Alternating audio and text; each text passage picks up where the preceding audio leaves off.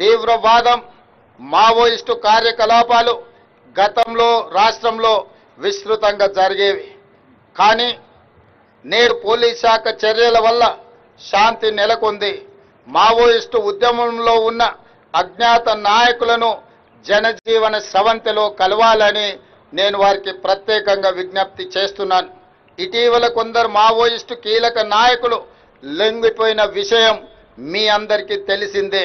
అజ్ఞాతంలో ఉన్న మిగిలిన మావోయిస్టులు కూడా జనజీవన స్రవంతిలో కలిసిపోయి దేశాభివృద్ధిలో భాగస్వాములై తెలంగాణ రాష్ట్ర పునర్నిర్మాణంలో వారి యొక్క వంతు కర్తవ్యాన్ని నిర్వహించాల్సిందిగా మావోయిస్టులకు ఈ వేదిక మీద నుంచి విజ్ఞప్తి చేస్తున్నా. రాష్ట్రంలో శాంతి భద్రతలు నెలకొన్నప్పుడే, పెట్టుబడులకు రక్షణ కల్పించినప్పుడే రాష్ట్రం యొక్క ఆర్థిక వ్యవస్థ బలపడుతుంది. నిరుద్యోగ యువకులకు ఉద్యోగ ఉపాధి అవకాశాలు కల్పించబడుతుంది.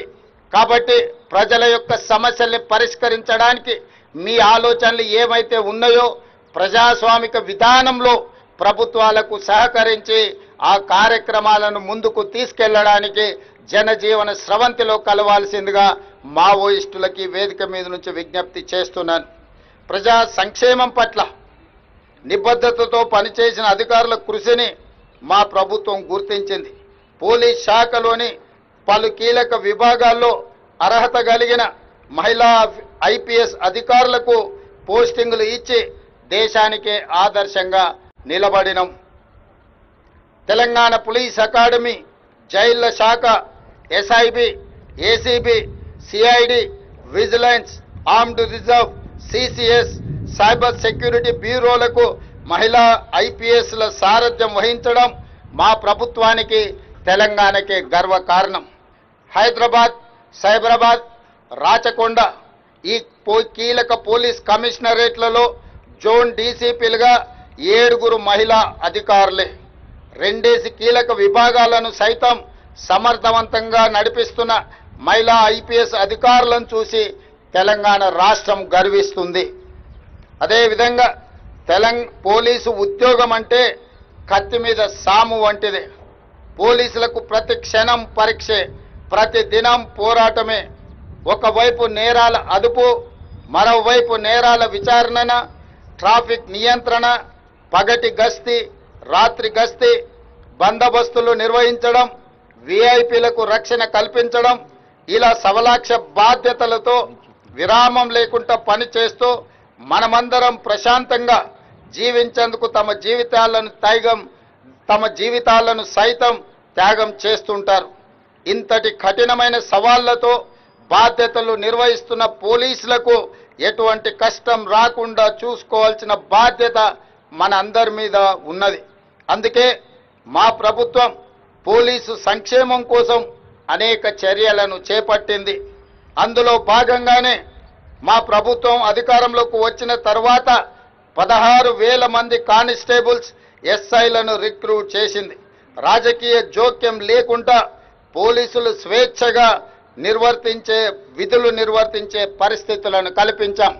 మీకు కేటాయిస్తున్న పోస్టులు, ఇస్తున్న అవకాశాలకు ఎలాంటి పైరవిలకు కానీ రాజకీయ ఒత్తిడులకు అవకాశం లేకుండా మీ సమర్థత ప్రాతిపదికన, మీ అనుభవం ప్రాతిపదికన వివిధ హోదాలలో మిమ్మల్ని నియమిస్తూ మీరు పూర్తి స్వేచ్ఛగా పనిచేయడానికి తెలంగాణ రాష్ట్ర ప్రభుత్వం అండగా నిలబడుతుంది.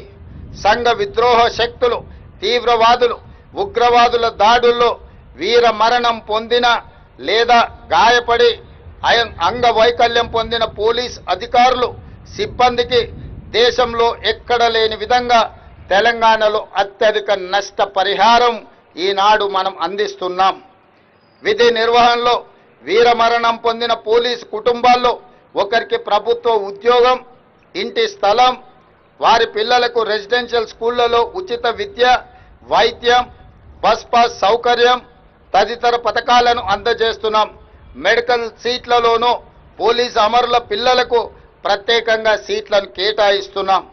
తీవ్రవాదుల, ఉగ్రవాదుల హింసలో చనిపోయిన వారికి అందించే ఎక్స్ గ్రేషియాను కానిస్టేబుల్ నుంచి ఏఎస్ఐ వరకు ₹1 కోటి, అదేవిధంగా ఎస్ఐ సిఐలకు 1,25,00,000 డిఎస్పీ అడిషనల్ ఎస్పీలకు 1,50,00,000 ఎస్పీలకు ఇతర ఐపీఎస్ అధికారులకు 2 కోట్ల రూపాయలకు పెంచుతూ మా ప్రభుత్వం ఇప్పటికే నిర్ణయం తీసుకొని పోలీసు కుటుంబాలకు అండగా నిలబడాలి, వాళ్ళ మనోస్థైర్యాన్ని పెంచాలి అని చెప్పి పరిపాలనలో ముందుకు వెళ్ళడం జరుగుతుంది.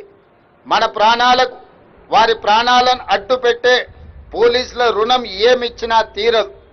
సమాజ శ్రేయస్సే ఊపిరిగా విధులు నిర్వహిస్తున్న పోలీసులకు అండగా నిలబడాల్సిన బాధ్యత మన అందరిపై ఉంది. ఆ బాధ్యతతోనే పోలీస్ సిబ్బంది పిల్లలకు ప్రత్యేక విద్యా సంస్థల్ని ఏర్పాటు చేస్తామని ఆనాడు హామీ ఇచ్చాం.